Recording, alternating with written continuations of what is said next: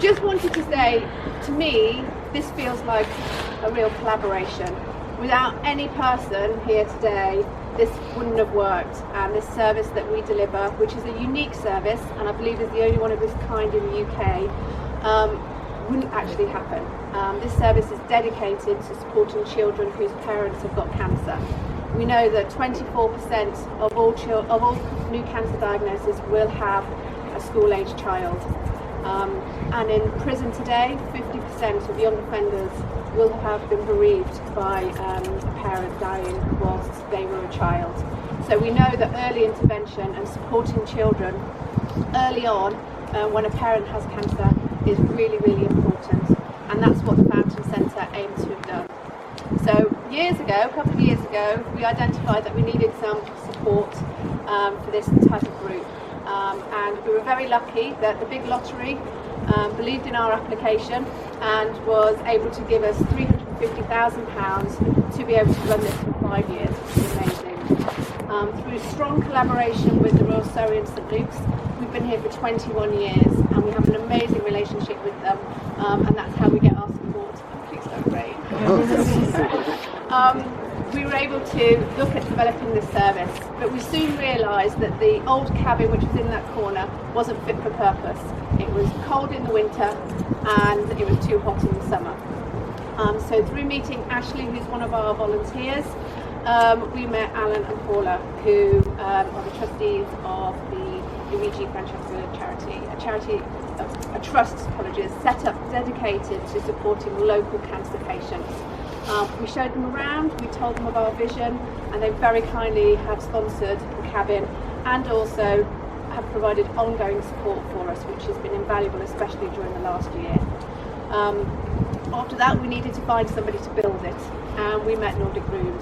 And again, their amazing generosity has meant that we've been able to get the space for cost, and they actually donated their time to actually put it together. Unfortunately, Olaf, who was the person that we met to start off with, is no longer with us, but we've got Nordicroom here to help celebrate this. And finally, the Fountain Centre staff, led by Danny, who runs the service, and all our volunteers, makes it run, and that's really, really important. She meets those patients at the point of diagnosis and has conversations with them about how to communicate with their children, about what's going on for them. And we have people like Ashley, who are our volunteer counsellors and coaches that actually support that. But the rest of the team, it's a big team effort that goes into providing this service. And finally, the families. They come and use us.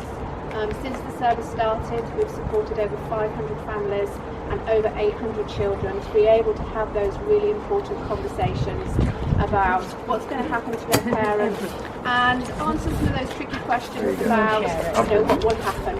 What I'm going to do is I'm going to hand over to Karen, who's using our service, just to tell you a bit more about it before speaking with Vicky, who obviously is from a clinical side uses our support. Thank you. Hi everybody, thank you for coming. 2 years ago, sorry, I'm going to get a bit emotional, sorry. 2 years ago, devastatingly, my brother was diagnosed with lung cancer. When you're diagnosed with lung cancer, the assumption is that you're a smoker, and he wasn't, and he was 49 years old. And what was more devastating about that is that he was alone with his 6-year-old daughter. I and my husband and my family stepped in and we looked after him and his daughter, and he lived for 18 months and he died on the 1st of June this year. If not for the Fountain Centre and Danny, Violet wouldn't have had the help that she had, and we wouldn't be growing now as a family. Sorry, I didn't realise I would get so emotional. And it isn't if it wasn't for people like the Luigi and Francescon Trust and Nordicroom, Violet wouldn't have had this wonderful opportunity to get the counselling that she got and has been able to move on with myself and my family. and I am hugely grateful for that, and I know that Violet is as well, so thank you so much. Sorry, I got really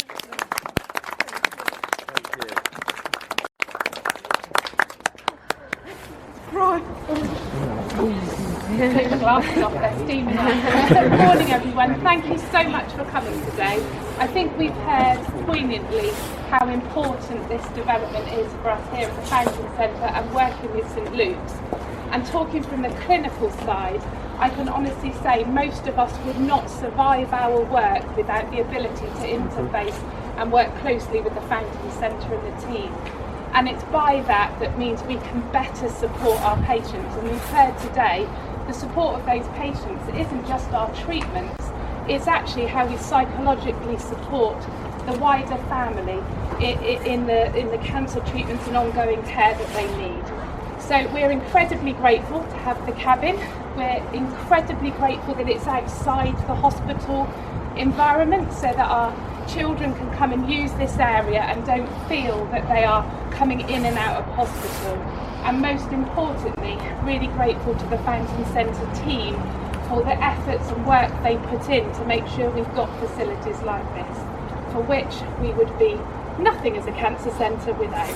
Thank you so much to everybody that came together to make this happen, and let's hope that this foundation carries on doing what it's doing and builds and becomes stronger over the years and supports even more families and more children. So yes, thank you very much for having us, and hopefully I'll be back soon, and let's 3, 2, 1. Congratulations! Yeah.